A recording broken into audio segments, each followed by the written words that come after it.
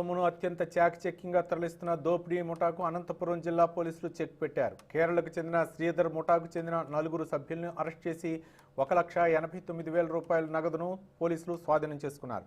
అలాగే నిందితుల నుంచి 3 కార్లు, మారణాయుధాలు, సెల్ ఫోన్లు రిసీవ్ చేసుకున్నారు. ఈ దోపిడీ ముఠాకు సంబంధించిన మరిన్ని వివరాలను జిల్లా ఎస్పీ డాక్టర్ ఫకీరప్పతో మా అనంతపురం ప్రతినిధి మహమ్మద్ రసూల్ మరిన్ని వివరాలు అందిస్తారు. అక్రమంగా తరలించే వారిని టార్గెట్ చేసి ఆ సొమ్మును కాజేసేటువంటి కేరళకు చెందినటువంటి శ్రీధరన్ ముఠాకు చెక్ పెట్టారు అనంతపురం జిల్లా పోలీసులు. 1,89,00,000 రూపాయలను కూడా స్వాధీనం చేసుకుని కార్లు, అదేవిధంగానే వారు ఉపయోగించేటువంటి మారణాయుధాలు, సెల్ ఫోన్లను కూడా స్వాధీనం చేసుకున్నారు.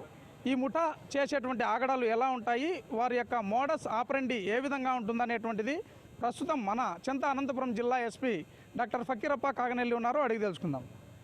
Sir, congrats sir. ఒక చాలా పెద్ద ముఠాను మీరు పట్టుకున్నారు. అంటే కోట్లాది రూపాయలు ముఠా డబ్బులను చాలా చాకచక్యంగా దొంగలిస్తున్నటువంటి పరిస్థితి. ఏ విధంగా దీనికి చెక్ పెట్టారు సార్? వాళ్ళ యొక్క మోడస్ ఆపరెండి ఏంటి చెప్పండి సార్. థ్యాంక్ యూ అండి, thanks for the appreciation. So ముఖ్యంగా 23వ తేదీ రాప్తాడు పోలీస్ స్టేషన్ పరిధిలో ఇలాంటి ఒక హవాలా మూట దాదాపు 1 కోటి పైన డబ్బులు హైదరాబాద్ నుంచి బెంగళూరుకి తరలిస్తుండగా వెనక ఒక 3 బండిలు ఫాలో అయ్యి, ఒక కియా కరెన్స్, ఇంకో కియా షెల్టర్స్ బండి, తర్వాత ఇంకో బండి ఇంకా ఐడెంటిఫై చేయాల్సి ఉంది. ఒక 3 బండిలు ఈ కేరళకు సంబంధించిన మూట వాళ్ళు వెంబడించి రాప్తాడు దగ్గర వచ్చే క్రమంలో పెట్రోల్ బంక్ దగ్గర ఆగి ఉంటే వాళ్ళని కొట్టి ఒక కార్లో వాళ్ళిద్దరిని తీసుకుపోతారు. తర్వాత ఈ హవాలా సొమ్ము తీసుకోకపోతున్న కార్ని ఇంకో డైరెక్షన్లో తీసుకుపోయి ఆ జిల్లా అంతా తిప్పిన తర్వాత ఆ డబ్బులు రికవరీ మొత్తం అంతా డబ్బులు తీసుకున్న తర్వాత ఈ హవాలా తీసుకోపోతున్న వ్యక్తుల్ని కళ్యాణదుర్గం దగ్గర వదిలేసి తర్వాత కారును కూడా బత్తలపల్లి అవుట్స్కట్స్లో వదిలేసి పారిపోతారు. తర్వాత ఆ వెహికల్స్ని దొంగలించడానికి వచ్చిన ఈ 2 బండిలు, ఒకటి ఇన్నోవా వెహికల్, మరి ఇంకోటి హుండై క్రెటా వెహికల్స్ కూడా. ఇప్పుడు ఈ ఇన్నోవా వెహికల్ ఏం నంబర్ ఉన్నాయో ఈ నంబర్ను కూడా కంటిన్యూస్గా నంబర్ మార్చుకొని దాదాపు ఒక 12 నంబర్ మార్చుకొని వాళ్ళు వస్తున్నారు. అదేవిధంగా ఆ కారు కూడా, ఈ 2 కార్స్ వేరే వాళ్ళ దగ్గర బాడీగా తీసుకుని కార్స్ ఉంటాయి. ఇవేమో ఎవరికి ఓనర్ ఏదో ఒక చోట్ల ఉంటారు, ఒక వారానికి ఇంత అని బాడీగా తీసుకువచ్చి ఇలాంటి అఫెన్స్ చేసి మళ్ళీ కార్ని రిటర్న్ ఇస్తుంటారు. సో శ్రీధరన్ గ్యాంగ్ అని ఏముండదు, కేరళ మూట ఆయనకు సంబంధించిన సభ్యులు వీళ్ళంతా.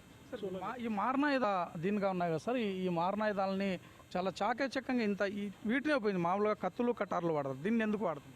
ఇంక బలంగా తల భాగానికి బలంగా దీంతో కొడితే వెంటనే మూర్చపోతారని. సో అవతల వాళ్ళు ఏమైనా ప్రతిఘటిస్తే ఇంకొక 2-3 సార్లు చెప్తే చచ్చిపోతారని. సో ఇది ఒక మారణాంతిక, మీరు చెప్పినట్టు బలమైన ఒక ఏటు పడితే ఖచ్చితంగా కోమాలు పడిపోయి ప్రతిఘటించడం కూడా ఉండదు కాబట్టి సో దీనివల్ల అటాక్ చేయడం కూడా చాలా ఈజీ ఉంటుంది. రెండోది, గ్లాసు పడగొట్టడానికి కూడా ఇది చాలా ఈజీగా పనిచేస్తుంది. ఈ హవాలా బండిని మొదటిగా అటాక్ చేయాలంటే ముందు గ్లాసు దీంతో డ్యామేజ్ చేస్తారు. గ్లాస్ డ్యామేజ్ చేసిన తర్వాత వెంటనే ఆ బండిలో ఉన్న వ్యక్తుల్ని వీళ్ళు ఈ బండికి షిఫ్ట్ చేసుకోవడము, వెంటనే సుత్తికతోనే వాళ్ళని కూడా కొట్టడము, భయపెట్టి ఎటువంటి ప్రతిఘటన లేకుండా ఈ ఒక కార్యం చేయడానికి వీళ్ళకి సులభంగా ఉంటుందనే ఉద్దేశంతో ఈ హ్యామర్స్ ముఖ్యంగా గ్లాసు పగలగొట్టడానికి ఇవి ఉంటుంది. చాలా ఇక్కడ నంబర్ ప్లేట్స్ కూడా పెట్టినట్టున్నారు సార్. ఇన్ని నంబర్ ప్లేట్స్ ఇవన్నీ ఒక్కొక్క బండి ఒక్కొక్క 50-100 కిలోమీటర్ తర్వాత నంబర్ మారుస్తూ పోతుంటారు. దాదాపు 12 నంబర్ మార్చినారు మన దగ్గర వచ్చే కొద్దీ. సో అఫెన్స్ చేసే ముందు ఒకటి, చేసిన తర్వాత ఇంకోటి, తర్వాత ఒక రాష్ట్రం గడి దాటిన తర్వాత ఇంకో నంబరు. సో ఏదైనా ఎక్కడ కూడా దొరకకుండా అవి ఏ నంబర్ ప్లేట్ దొరికినా కూడా మొత్తం ఫేక్ నంబర్ ప్లేట్ ఉండే విధంగా. సో పోలీసులు ఇన్వెస్టిగేషన్ దర్యాప్తు భాగంగా ఎటువంటి ఆధారాలు లేకుండా అఫెన్స్ చేయడానికి ఈ మూట చాలా ప్రయత్నం చేస్తుంటుంది. కేవలం హవాలా సొమ్మునే టార్గెట్గా చేసుకుని వాళ్ళు ఎందుకు వాటిని ఇది చేస్తున్నారు? హవాలా సొమ్ముని ఎందుకు టార్గెట్ చేస్తున్నారంటే అమౌంట్ పెద్ద మొత్తం ఉంటుంది.